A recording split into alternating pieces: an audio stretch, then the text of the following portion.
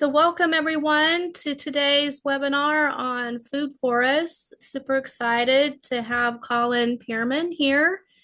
And I'm Leslie Scott. I'm the founder of Reuseful. And we'll just give you a quick intro to who we are, what we do, and then we'll let Colin dive right in because that's what we're here for. So we are a sustainability focused nonprofit organization. We've been a standalone organization for about a year and a half, but been doing work for more than 4 years now through our website. So just want to walk through that really quickly. It's a place where you can, if you're an organization, you can sign up to be one of our charity partners. It's completely free. So you just click on charity partners and sign up and go through this quick form, and in a couple minutes then your profile is submitted, and once you're approved, people will be able to find you to donate. There's still good stuff, and they would just click on donate, and they would get a form like this where you can make your preferences as far as whether they will pick up your items or you can drop them off. If you have any additional considerations on the charity partners that come up in your search results, whether you have new or used items, and what kind of items you have, if you have a preference on the kind of organization that you support. And we'll just do something easy. And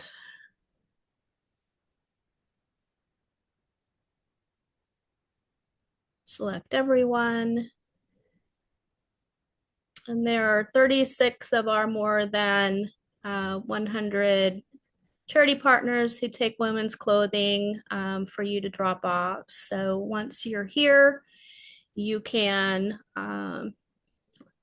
click on the link. You'll get a more detailed profile.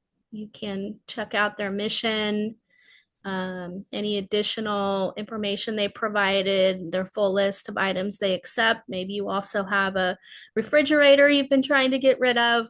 And over here, you can, on the left, you can click the contact button, which will bring this contact form up that you can send them an email. And also, if you're thinking, gosh, it sounds like they do really great work, I think I might want to give them a donation. There's a link for the cash donation. Also, sometimes organizations just really need new items that can be ordered off of Amazon, if that's something you do. And that can be cleaning products, things that, you really have to purchase as a nonprofit, school, or church. And, you don't necessarily want used items for that. So once you've decided on an organization and you've contacted them, then it's incumbent upon the donor to arrange for their donation. So that is Reuseful. We also have on dumpster day events that are in person. So for people who are local to the region, you can keep up on those. That's in-person donation collection events that we have in the spring, early summer, and then again in the fall. We have a couple of repair cafes coming up. So we have one on January 25th and one on February 1st. And these are where you can bring your broken items to have fixed at no cost. And always need volunteers for those. And then you're here for our webinars. So if you're interested in volunteering, you can let us know here. We also have our calendar that's going to show all our upcoming events, so you can put those on your calendar. So with that, I'm going to go ahead and hand it right on over to Colin. Awesome. Hey, thanks, Leslie. I am happy to be here, y'all. I'm gonna go ahead and share my screen and kick over to my little presentation here. Everybody see that okay? Nods, some nods. Yes. Awesome. Hey, good deal. Okay. Well, welcome. My name is Colin Pierman, and I'm going to talk about the food forest connection or the power of food forests and community gardens to address unsustainable practices in our modern world related to food, the environment, and sociocultural things. Um, I have 30 minutes. I want 8 hours, but that's not what we get today. So we're going to do our best. Okay, a little bit about me. I am actually a licensed professional counselor in the state of Missouri who thought he would never go back to school other than like doing, continuing education things and like pursuing, better and better ways to help people. But I didn't think I would go back to school. And so here I am living in a different kind of reality. I like hiking, I like foraging, connecting with nature. And I really love my family and I love my friends and I love good food and sharing it with people. So we're going to talk about three kind of main sections here. So everything from what we eat and who gets to eat it, right? And what it's doing to us and what we can do about it. For the environment, I want to talk about yards. I want to talk about gardens and the health of the planet and everything that calls it home. And then the ways in which we interact with our ourselves, other people, with nature, the sources of our food, the impact that all of this has on us point or through the lens of the this community program with West End Connection, a local nonprofit. All right, so let's talk about food. So, like I said, I love foraging. These are some different things that I have grown or found or um, been able to share with people. So wild foraged pecans and eastern prickly pear, cactus, morel mushrooms, this butternut squash over here, I'm kind of partially covered up by the screen share stuff, but that butternut squash was self-seeded from us just throwing our seeds out as we've been letting our yard kind of re-wild over the last several years. I inoculated shiitake logs and I'm getting my first flushes here. And then this is a little hydroponics tower that I've been running in my basement off and on for the past 3.5 years or so. And we've got zucchini and we've had kale and tomatoes and basil and all kinds of cool stuff on there. And I love this. I love foraging to get out and connect with food, but I don't like, to be honest, how I got my start in it. Um, I was a home-based mental health therapist who suddenly couldn't go into people's homes a few years ago. Um, and I and my family experienced food insecurity. So I have a master's degree. I help people not end their lives and find like joy and hope again. And I couldn't put food on the table for my family. And one day I had to go outside with my phone with no knowledge and put together a salad from the weeds growing in my front yard. And that's what we had. And we ate like that for a while. And luckily, I fell in love with it. I fell in love with what it was doing to me, with what it was doing to my body, my mind, my sleep, my mood, my energy level, my creativity to go outside more. I mean, I've always loved hiking, but I had had different kinds of injuries and things stack up as you age, and I just couldn't go out. I didn't think I could garden either. But eventually I started figuring out ways like the hydroponics towers to garden in a way that was more accessible with where I was at with some injuries. And I fell in love with that too. And eventually started thinking I could maybe do some gardening outside and eventually came to the idea of food forests. And so I'm excited to talk to you about all of that. But it started from a not so fun place, and it's not a place I was in alone. I know that because some 82,000 people in Jackson County are experiencing food insecurity. Among those people, 53% of them are above the SNAP threshold at 130% poverty level. So you can be someone that it is recognized you have food insecurity, but you just don't have enough, you make too much or you have too much income um, to get food, to get help. So the annual food budget shortfall for Jackson County, as in the number of dollars that are missing from people's hands for necessary food, not snacks and stuff. $56 million. Let's talk about this in the LGBTQ plus communities and independence. So higher rates than non-legit which is a way that I heard somebody shorten that once, and I just kind of loved that for ease of saying it all. But then think about intersectional identities, throw in different various groups, and then the rates go up even higher. So 27.6% of transgender adults reported not having enough food to eat. 27.6. And then 14% of individuals in these communities have avoided a faith-based food pantry at one point or another. And just for fun, I decided to put a list up here of faith-based food pantries. Just see if you get in the theme here. Abundant Life Church, Christ United Methodist, East Independence Church of Christ Pantry, Grace and Truth.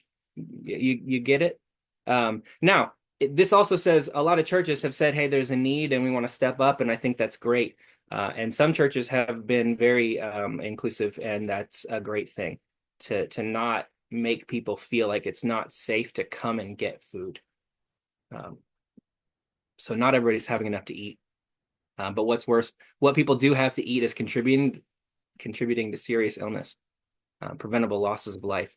So we're talking about chronic food illnesses, which every year, chronic food illnesses, the death total from this is higher than all combat deaths from everything from the Revolutionary War up through Afghanistan and Iraq.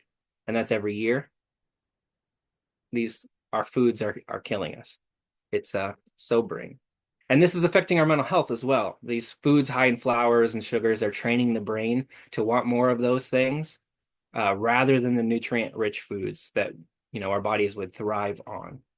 They're highly addictive, stimulate the dopamine centers in our brain associated with pleasure and reward. And they contribute to mood disorders, anxiety, depression, things like that through inflammatory processes.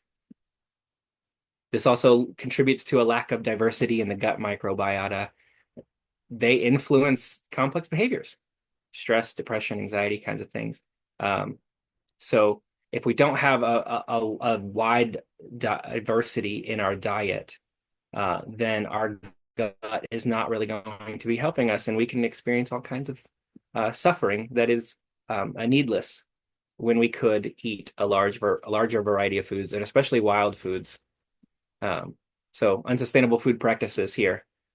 It takes a massive amount of energy and resources to store and transport foods all around the world. You're eating fake foods that are getting transported around the world that are causing people to be sick. And nobody should be having to make the choice between paying the bills or eating this fake food that is killing us. This is a problem. And then 30 to 40% of that is getting thrown away. 30 to 40% of all available food. And if it just gets classically thrown away in a bag to go to a place, it can take 25 years. Whereas it could break down in, a matter of weeks otherwise. And then if you're eating food that's shipped all over the planet, out of season for you, for your body where you are, you're losing nutritional value, you're losing flavor. You're not getting to eat like with the seasons in the place where you live. Have you ever heard things like eating local honey, right, as an inoculant for seasonal allergies? A lot of our food that we eat, if we eat from where we are, it sustains us here. It helps us here. And then, large scale farms that have like one crop monoculture farms, you have to use typically more pesticides, more herbicides, fertilizers and things, not to mention, involving plastic in gardening, and then that plastic breaking down and going into the environment and going into our food. And it's in our food. Ongoing research about the effects of that long term, whether or not that's problematic. But we know a number of other things that are in our foods, and especially from these large scale farms that we have to devote an awful lot of land to, where gardening could take place in a much smaller space if you mimic what nature does. And so we're going to get into talking about that a little bit more here. So kind of seeing the opposite, right? Eating nutrient dense food, not wasting that food, right? I know that Reuseful has had multiple webinars talking about composting. Um, so when you create a cycle like that, where you turn everything back into the property, um, it's just nice. So take my tower, for example. If I was really quiet, right next to me over here, just on the other side of my office, is a filing cabinet that I converted into a worm farm to make liquid fertilizer from my food scraps. And the food scraps that I'm talking about are food scraps from the tower. So we have food scraps, those go into the worm farm. It washes over and dissolves the castings and aerates everything so that you have this um, uh, aerobic bacteria and you're going to feed your plants with. And it just, it's just a loop. It's just this pretty little thing where it just keeps going and keeps going. Um, and I think that it's something that more people could do, to be honest. Okay, so before we go any further, I want to talk a little bit about like the food forest connection and how it fits into all this. So uh, to start, the food forest connection is a food forest. So what is that really? It's sometimes called a forest garden, but basically it's a diverse planting of edible and medicinal plants that attempts to mimic the ecosystems and the patterns that are found in nature. So you kind of look at nature and go, well, what does nature do? Right? If you walk out in the woods, you'll see, whole trees that have fallen down on the ground, and maybe they've created a hole and they've smashed down through multiple layers and they've brought up new seeds. And very quickly, those new seeds that were in dormancy take that little patch of sunlight and start growing and they fill that hole. So nature constantly is filling these holes and building up the health of the soil. So leaves come down in the fall in mass and they break down and it's just constantly building up this soil level. And when we as humans try to garden, listening to and watching nature, we can recreate garden systems like that, what early settlers found that they didn't know were gardens, that they were like, wow, this land that we've discovered is just so plentiful and so rich. Like food just magically grows here, independent of anybody working on it. And then the people who were here and who had been working on it for hundreds of years were like, are you talking about our gardens? They were working with the land, they were listening to it, and they were able to grow an abundance of food with less space by having the plants inform us about what their roles should be and how they should fit together. So you have trees that are they're kind of a centerpiece like a fruit or a nut tree, a nitrogen fixer, and all of these different pieces, pollinators or pollinator attractor plants, right? And then insectary plants are things like aromatic kind of confusers, smelly plants to keep pests away. And you kind of create this ecosystem that brings in things that eat your pests so that you don't have to put as many inputs into the system in order to get an abundance food. And you're also maximizing by using the different growing layers. So vining things, herbaceous perennials kind of be down here. And we have a kind of an interesting way of working this in to what we're doing. So they reduce the inputs that you have to put into the system so that you can spend less time kind of focusing on, planting and maintaining and watering and weeding and those different kinds of things. So your emphasis is on trees and shrubs and perennials, self-seeding annuals, and then you have room and space for the regular kind of annuals that you're gonna, come back and plant every year. You plant thickly and you use ground covers to shade the soil and suppress weeds. Nitrogen fixing and nutrient accumulating plants. And the idea of those is that they have like long root systems and they can go down and reach plants that others can't. And a lot of those can also be like a barrier to the encroachment of weeds, which again, if you go back to my story, I don't necessarily use that term for a lot of the food plants. Like, we go out and we eat clover and common violet and dandelion and all kinds of things that just grow commonly in yards. And I don't think of those as weeds at all. If they showed up in the garden, I would teach people how to eat them rather than um, But yeah, you plant such a diverse array of plants that are attracting all kinds of beneficial insects to pollinate the fruit crops and then keep the pest populations from exploding and causing damage. And that's what happens on those monoculture farms. It's just one thing. So if one kind of pest that really wants to eat that one thing finds it, it's a free for all. But if you have an ecosystem and there are going to be birds and other insects there that are going to keep those populations in check, then your system kind of reaches an equilibrium, if that makes sense. Okay, so the food forest connection, it is in a disadvantaged area, according to the EPA in Jackson County, a group production community garden, which means we all come together and we've decided what we want to do with the produce, which is to give the vast majority of it away to address food insecurity in the neighborhood and then expanding out as much as it will go. That utilizes principles from therapeutic horticulture to create an accessible garden where people can rest and recharge, in addition to connecting with other people, to connecting with nature and to the sources of their food. And then this is a community program of Weston Connection, a nonprofit that serves the West Independence, Jackson County area, and their core pillars are the arts, animal welfare, LGBTQ plus, and community care. And this fits right into it, right? Garden design, flower arrangements, sculptures, wild foraged clay, pottery, painting classes, all kinds of things that the community can come together to do that are fun. And we can sell some of those things to raise money for the program, but then it's also just coming together to do art, to work with local artists and build up the place. And I think it's going to celebrate that. And then providing food and shelter and restoring habitats and preventing pollution, right? Trying to use our garden paths and the entire garden, trying to create large water batteries to keep water from eroding off, and then not using or going back into the water table and polluting it with things like the pesticides and the herbicides and things that we're not really going to be using. And it's a community garden, so it brings people together, can provide direct support and care to those in the LGBTQ plus communities around Western Independence and Jackson County. And I think it can help with relations. I think it can help with just directly taking care of needs.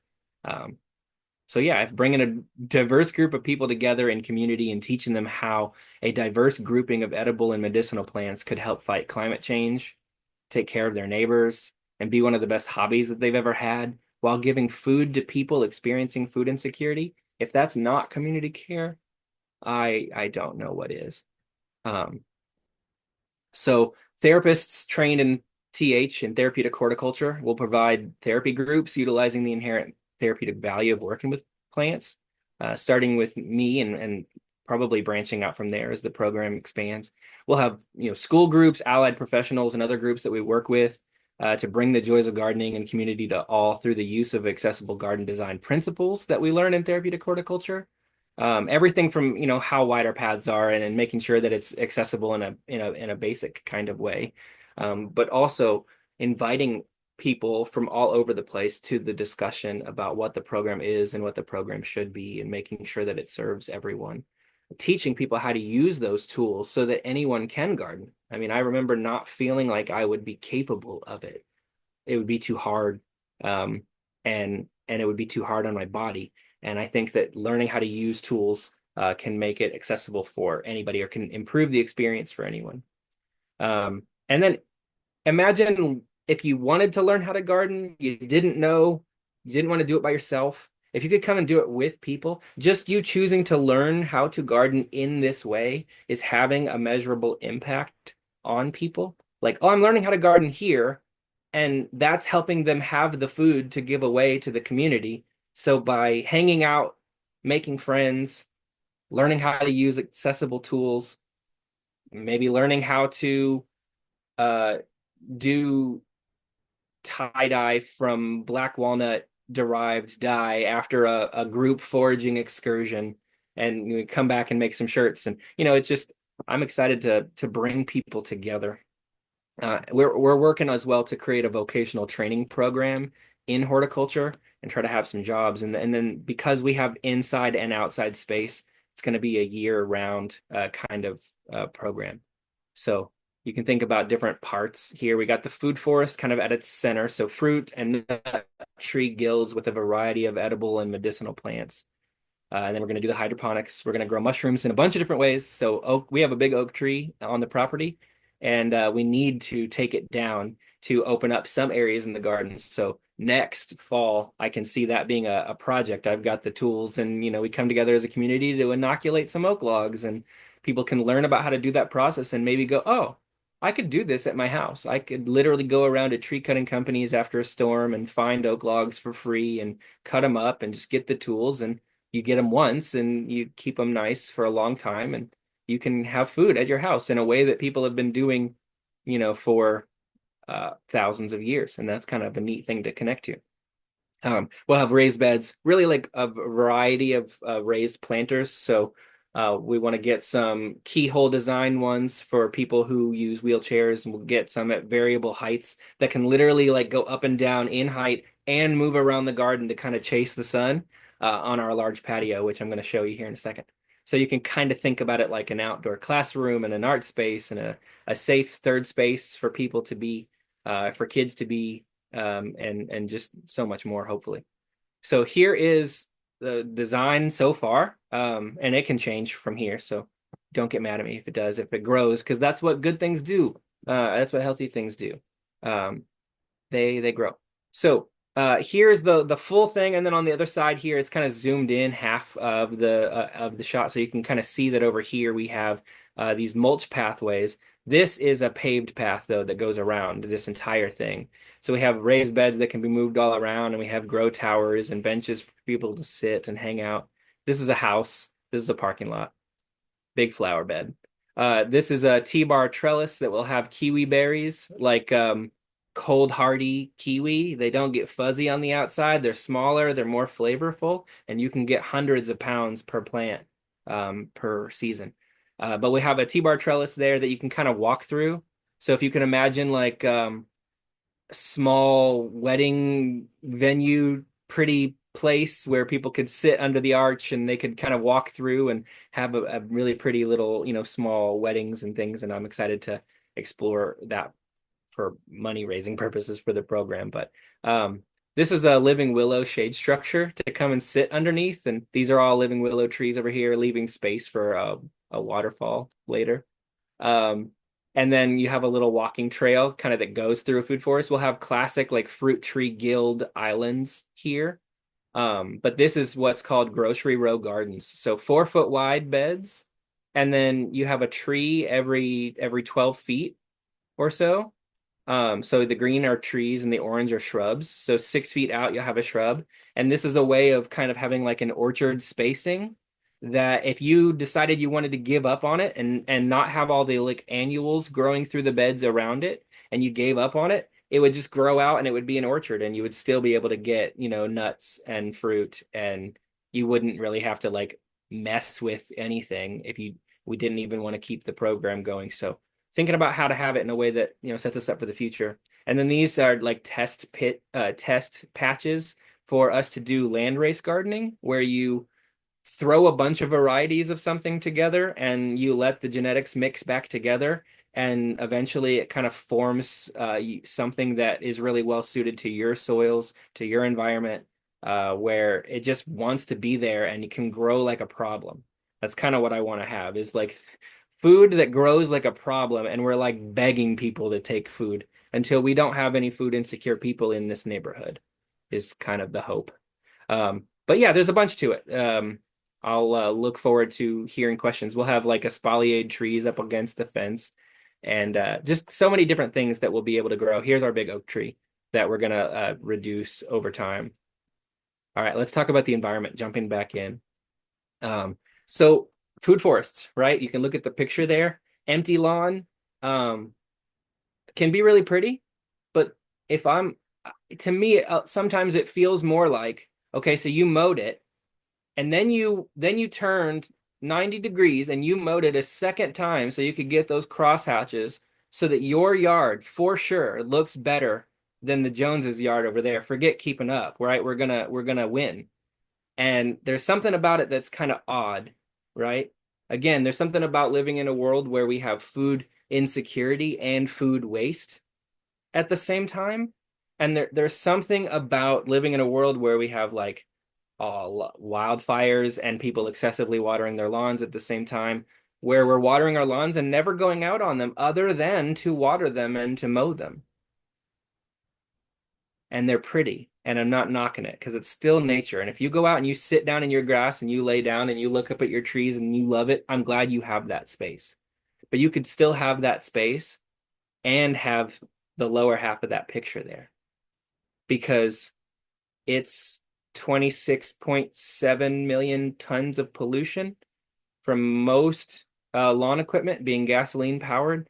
About 30% of the fuel doesn't break down completely and it's released as toxic gases into the air. So if you had something where you didn't have to mow and instead it fed you, and I mean fed you food, but also fed your spirit a little bit, what a great thing. You're turning something that's kind of a pretty looking problem into a prettier looking solution.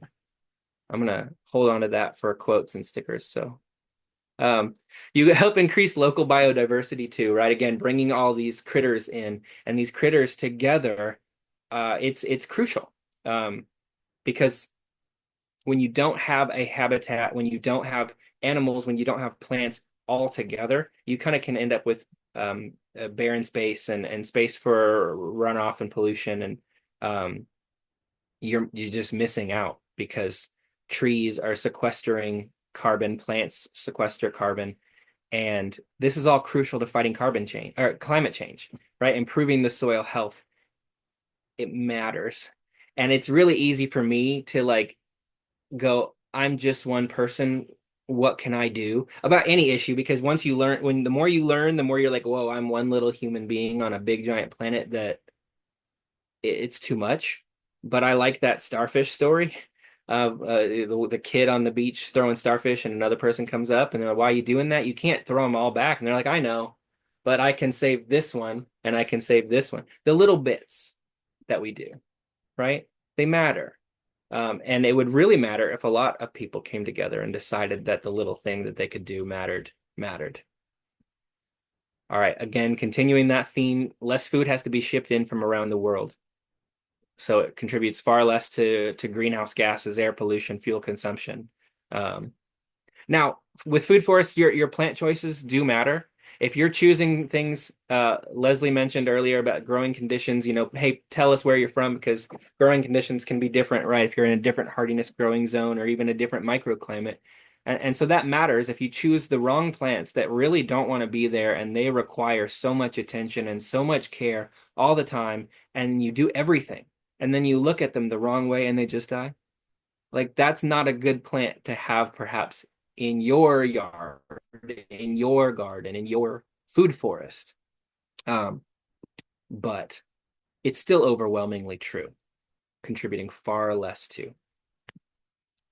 And so then less reliance from plastics, herbicides, pesticides, right? Right now we're working on a collection of toilet paper rolls for seed starting and going to show people how to do it so they don't mold and how you can put those into the yard, and you don't need a plastic, go out and get a plastic individual cell tray if you don't want to.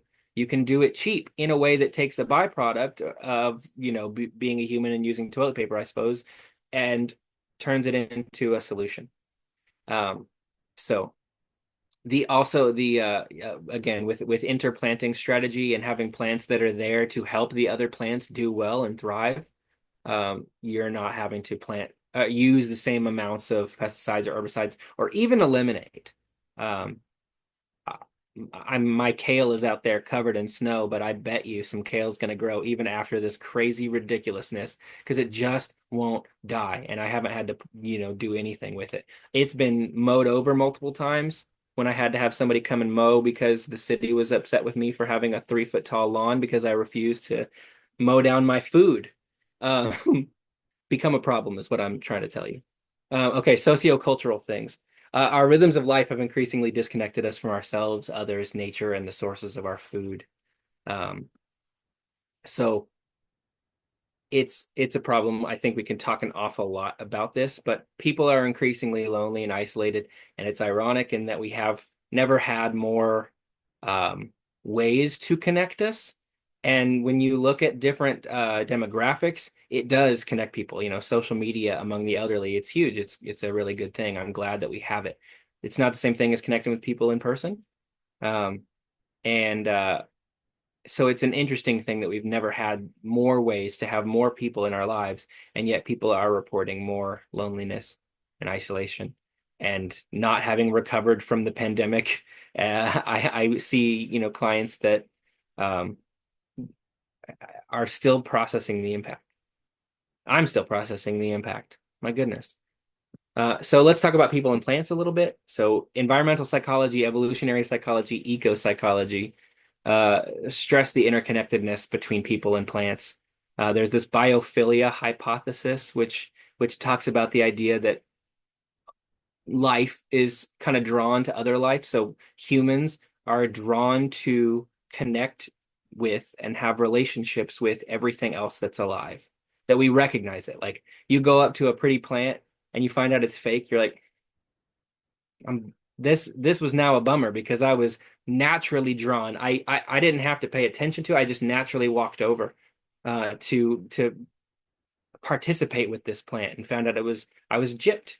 Um, so time in nature, it improves mental health. Disconnection from nature is connected with illness. There's this thing called nature deficit disorder. I would recommend just kind of looking into the idea that our kids are not developing the same because they're spending time again. And now I know I'm turning older because I'm like, they're on their tablets, they're on their phones, they're on their social media. Um, and they are, and they're missing out on some things that they're not gonna just get back by doing it later on in life. You can take that rabbit hole really far. Um, Studies done with people who had a view through a window of natural scenes had some interesting kind of results versus a window of like that just showed the parking lot or didn't have a window. They take less pain medication. They are discharged faster. There are less complaints from them about the nursing staff and less complaints from the nursing staff about them in a statistically significant way by just having a view to the window, to a natural scene in the world. Um, and actually, if you have a window with a natural scene in the world, they found this interesting study on artwork in these environments, in hospitals and waiting rooms. If you have a view to the natural world outside, your artwork in your place is more likely to be some kind of view of like people or industrial life. But if you don't have a view of the natural world outside, you're much more likely to have artwork that shows a natural view. Like, oh, this place is just naturally missing some kind of connection to the natural world, and all of us feel it in a way that we don't even consciously think about all the time. Gardening and health. So gardening kind of goes across the spectrum of like different domains of cognitive and has some benefits for all of these areas. We can learn skills for livelihood. There are opportunities for awe, worship, reflection, joy. Uh, Gardening promotes stress reduction. It's a creative outlet, right? It's a hobby. It's a source of beauty. Um, it's a way to finish something, but it's also a way to do something that's never really finished. So you can just kind of keep adding to it, and that makes it a great hobby. You can just kind of keep going and see what else is possible. It provides opportunities, especially in a community gardening setting, for social bonding, for freedom of expression, for different kinds of important community practices. And then food, right? Again, the impact that this has on our physical health, as well as opportunities for fresh air, exercise, sunlight exposure, which nobody in the Midwest is getting enough of, even if you work outside for a living. One more time. I don't think that anybody is getting enough sunlight exposure in the Midwest relative to where we are, relative to the equator, regardless of whether or not you work outside. So we need opportunities. We need to get, 15 minutes and at the right times a day too for our sleep cycle and things like that. Um, I wanted 8 hours to talk about all of this.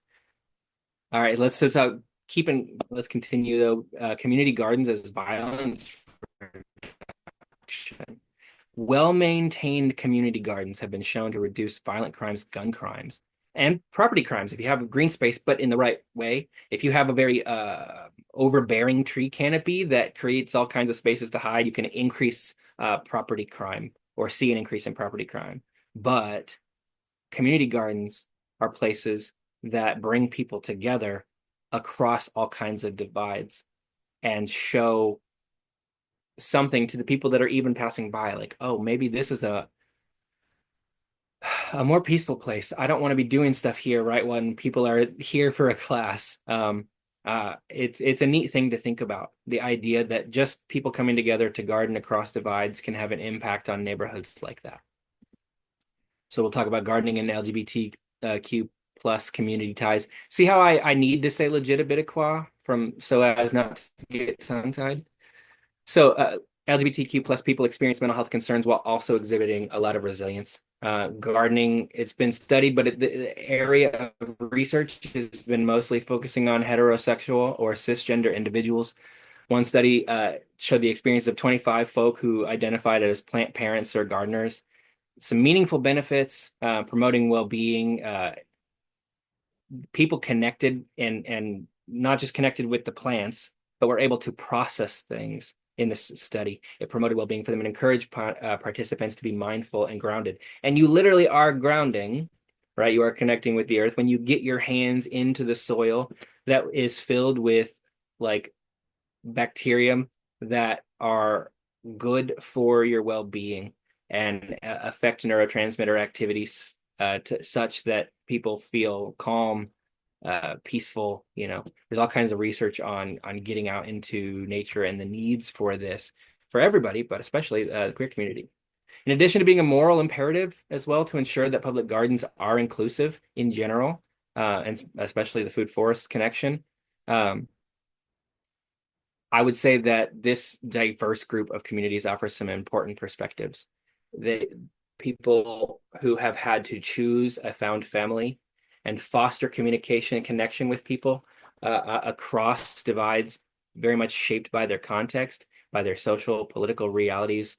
When people come together like that, I think that they're bringing perspectives that could show us how to avoid the worst that climate change has to offer. Like we can do this. Our small little actions matter. We can come together. And I think that it's important. We need to listen to each other more than we do. And so can you imagine how the Food Forest Connection will benefit not only from being inclusive toward, but like led by West End Connection and their program culture? How independence will benefit from a truly inviting, truly open community of people committed to growing together. And as people and as gardeners and as people who are just taking care of their community. So what's next for us for the Food Forest Connection? I am really glad that you asked. We are working on developing our site for accessibility, for security. We're working on getting our first trees and shrubs. If $50,000 is burning a hole in your pocket, email me. But if you have any resources, if you know somebody, if you have, gardening knowledge, and just from being here at the beginning, I know that there is a lot of knowledge here in the webinar. I would love to hear from you. You can email me at cjpearman1@gmail.com, open email on presentation. But I would love to hear from you about the project, if it sparks anything, if you want to help, if you know some people. We're working on some grants as well to try to expand our program so that we can just do a regular schedule of classes and activities and events to help people learn to garden, but also to take care of their whole person and connect with community. So, all right. Here's some resources. You should check out West End Connections website. And then I have a bunch of other things, statistics on what's going on related to food, the environment, our sociocultural practices, and how gardening is impacted by and impacts all of those things. So thank you. Any questions is where I'm at now, I guess. We do have some, so I'm going to go through and look at the chat. First of all, when you were talking about your worms, you were talking about vermiculite and red worms. I have red wigglers, yeah, and I don't really have vermiculite in the towers.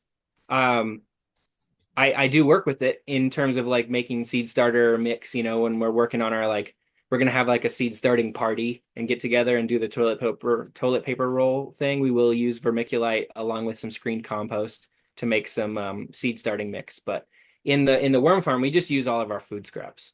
Okay. All right. And then Joy with Clement Waters has some experience with her urban food forest project. Joy, do you want to come off mute and actually ask your question? If you don't mind a vacuum in the background. Of I course don't. not. Okay. And there's something strange happening with my audio, so I can barely hear, but that's okay. It will be fine. Um, so oh, let's see. There was I think I want to highlight what someone else said earlier about soil amendment, but I'll maybe we should get into that later since you did talk about me having a food forest project. Our project is at Jackson Avenue and Gregory Boulevard in the 5th District of Kansas City, Missouri. So we have been, well, working there for about 4 or 5 years now, and really honestly longer than that. But anyway, we started out planting hugelkultur mounds. Um, we didn't really have the funding for raised beds, but we had plenty of like raised areas in the forest because it's very topographically dramatic. And so it was gorgeous. And we decided, yeah, let's see what can grow here.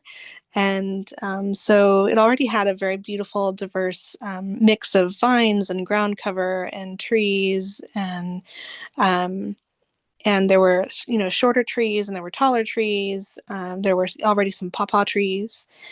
So we decided let's just mix it up,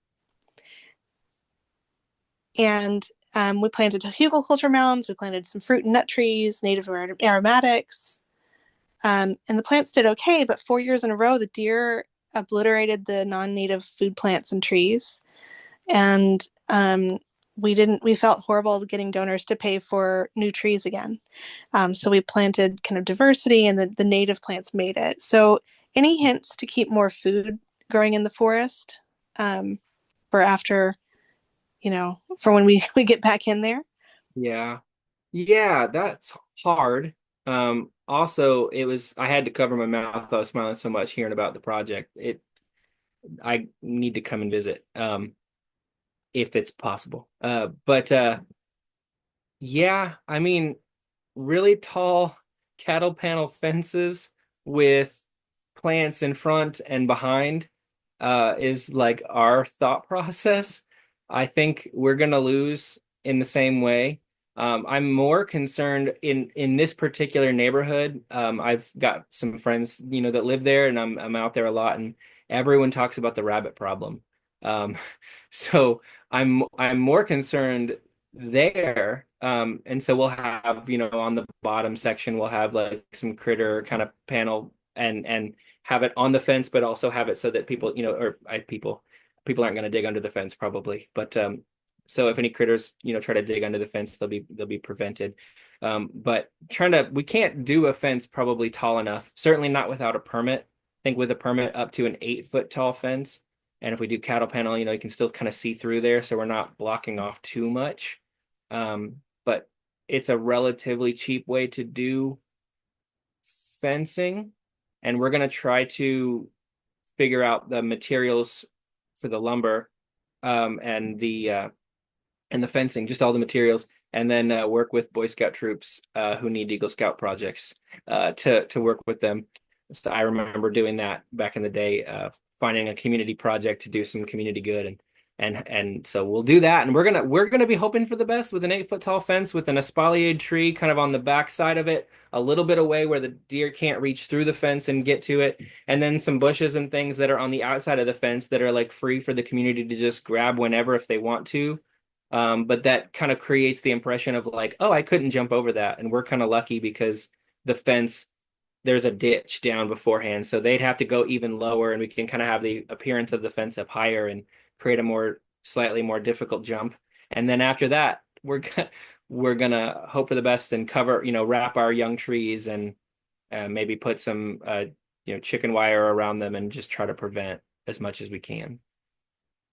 But it's also like not the ultimate goal to lose to not lose any, right? Because we're still taking care of what's out there.